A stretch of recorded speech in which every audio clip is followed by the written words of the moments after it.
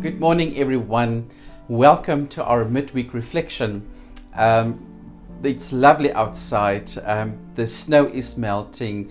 There are tiny knobs starting to form on the trees. I think spring is near, and hopefully lockdown regulations will be relaxed soon. Sunday, we celebrated Valentine's Day, and that was the opportunity to celebrate our love and our relationships. Part and parcel of relationships is conflict. And I know we all try to avoid conflict. The matter of the fact is that we can't do it. It doesn't matter in what kind of relationships you are, whether it's at work, at school, in your house, in your relationship with your spouse or partner or whoever, family member. Does this mean our relationships are doomed? No, not at all. If we can't avoid conflict, we can manage it. And I have a wee scripture reading that you can reflect on, and I think that will help us in today's reflection. Let's look at James chapter 1 verse 19 and 20 and see whether you can see at least 3 basic tips we can find in managing conflict in our different relationships.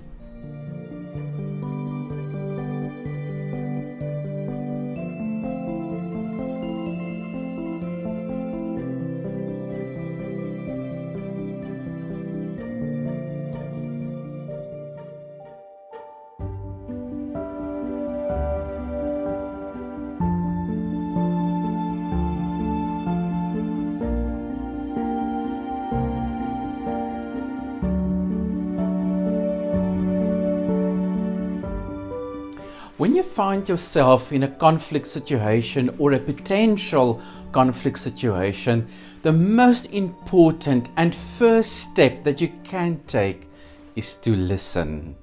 St. James says that everyone should be quick to listen. Someone said that God gave us 2 ears and only 1 mouth for a reason. Yes, to listen more and talk less. When your companion or partner is blowing off steam or trying to get something off the chest, listen attentively and actively. And when listening, try to determine what the facts are and what lies behind the words and body language. Do not listen defensively, in other words, thinking what you are going to say next to counter their arguments. You can, however, ask helpful questions in between to show that you really want to find out what they try to make you understand. You can say something like, "Do I hear you correctly? Is this what you want to tell me?" Or something to that extent. You can also look them comfortably in the eye and use gestures like nodding, saying "I," "oh," "aha," which indicates to them that you are paying attention to their message. You will not be able to respond appropriately if you haven't heard them out first. Remember, when you talk, you are just repeating what you already know. But when listening, you have the opportunity or chance to learn something new. I think many breakups, wars, could have been prevented if people just were willing to listen to each other. St. James also says, "Be slow to speak. Do not interrupt them. And when you get your turn to respond, it is not so much what you say that matters, but more how you say it." You can use exactly the same words, but the way in which you say them will convey the intended meaning. For instance, one can say to someone, "You are such a rubbish." Or you can say, "You are such a rubbish." Or you can say, "You are such a rubbish."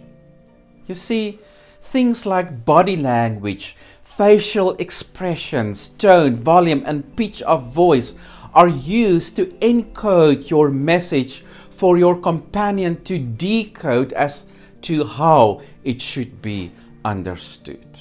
And lastly, St. James says, slow to become angry. And this is the thing about anger. When you become angry, it's not about the facts anymore.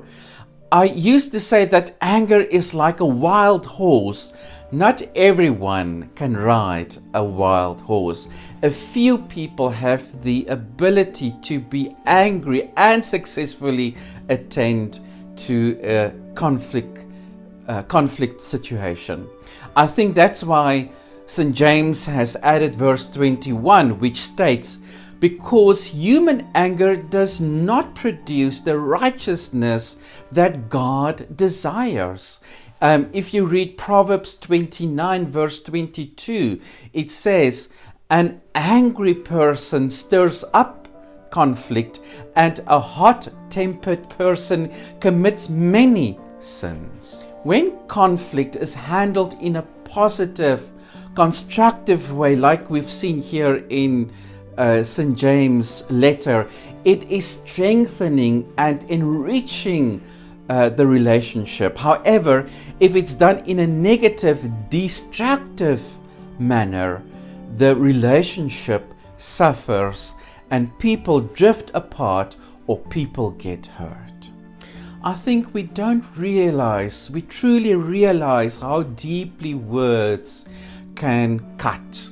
Some people carry emotional scars for the rest of their lives for things that have been said to them even in their childhood days. A scar on the body can heal easily, but emotional scars not. And sometimes people cannot get over it. May God help us to be quick to listen, slow to speak, and slow to become angry. Have a wonderful day further, and I hope you are cozy and well fed. Goodbye.